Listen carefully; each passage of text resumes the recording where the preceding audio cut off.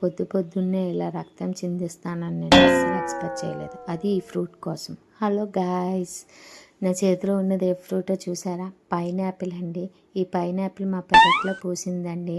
ఎంత బాగుంటుందంటే ఈ పైనాపిల్ స్వీట్గానా, కానీ ఈసారి మరీ ఎక్కువ స్వీట్గా అయితే లేదు ఈ పండు. మామూలు ఇప్పుడైతే చాలా స్వీట్గా చాలా బాగుంటుందండి.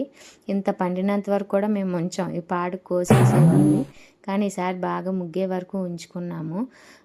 మొక్కలో నుంచి మా హస్బెండే కట్ చేసి ఈ మొక్క అన్నీ కూడా కట్ చేస్తున్నారు మా హస్బెండే. నాకు అస్సలు కట్ చేయడం రాదండి, మనకి ఇలాంటి టాలెంట్ లేదు, అందుకే చేయి కట్ చేసుకున్నాను. ఏం చేస్తాం, 4 తిట్లు కూడా పడినాయి మా హస్బెండ్ చేతిలోని. ఏటో పెళ్ళయ్యాక కూడా తప్పట్లేదు హస్బెండ్ చేతిలో తిట్లు పడ్డం.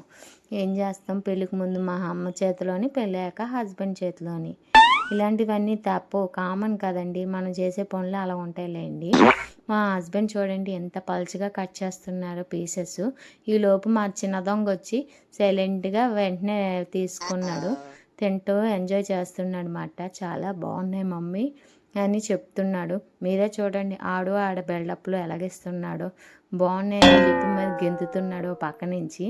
మా హస్బెండ్ మాత్రం చాలా స్లైసెస్ ఎంత బాగా కట్ చేశారంటే సన్నంగాన చాలా బాగా కట్ చేశారు. మా బాబు ఈలోపు ఉప్పు కారం తెచ్చేసుకుందాం మమ్మీ, చాలా బాగుంటుంది కదా అని అంటున్నాడు. ఏటో ఈ మధ్యన ఎక్కడ చూసాడో తెలియదు కానండి, తెగ ఉప్పు కారం వేసుకొని తినేద్దామని ఏ ఫ్రూట్ చూస్తే ఆ ఫ్రూట్కి అంటున్నాడండి.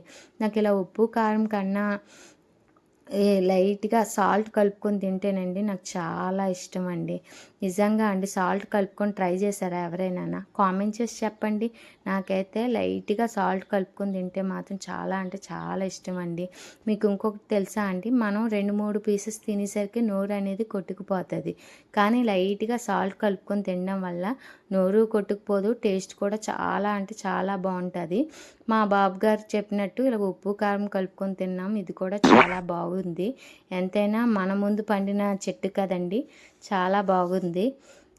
ఇవన్నీ కూడా మా బాబు తింటున్నాడు. ఇవన్నీ అంటే అన్నీ తినిలేండి, కొంతవరకు తింటున్నాడు. ఒక తిన్నాక చూడండి ఎక్స్ప్రెషను మామూలుగా ఇవ్వలేదు, ఆడు బిల్డప్లోను. చాలా బాగుంది మమ్మీ అని చెప్పి కళ్ళు మూసుకొని ఎంత బాగా ఎంజాయ్ చేస్తున్నాడు.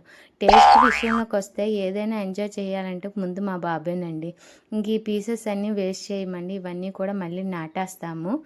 ఇవన్నీ నాటేస్తే మళ్ళీ కూడా మనకి పళ్ళు అనేవి రెడీగా వచ్చేస్తాయి అన్నమాట.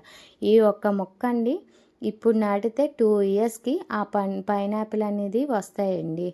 నాకు ఈ మొక్క నాటాకే తెలిసినాయి. ఇంతకుముందు ఇప్పుడు మేము తింటున్న పండు 5 ఇయర్స్ అవుతుందన్నమాట. అది నాటి అది ఈ చెట్టేనండి. చూసారా కొంచెం పాడైపోయింది ఈ మధ్యన వర్షాలకి. ఇవన్నీ కూడా ఆ చెట్టు నుంచి వచ్చిన ప్రతి సంవత్సరం తిన్న మొక్కలేనండి.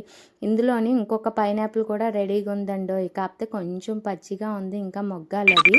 దానికి ఇటు అటు కూడా సేమ్ ఈ పైనాపిల్ లాగే దీనికి కూడా 8 అలాగా మొక్కలన్నీ మొలిచినాయి ముందున వెనకనాన. ఇప్పుడు ఈ పైనాపిల్ కట్ చేస్తే ఆ మొక్కలు కూడా కట్ చేసేయాలి, తప్పదు. అలాగని అవి అయితే వేస్ట్ అవ్వవు, కాకపోతే కాయలు రావంతే.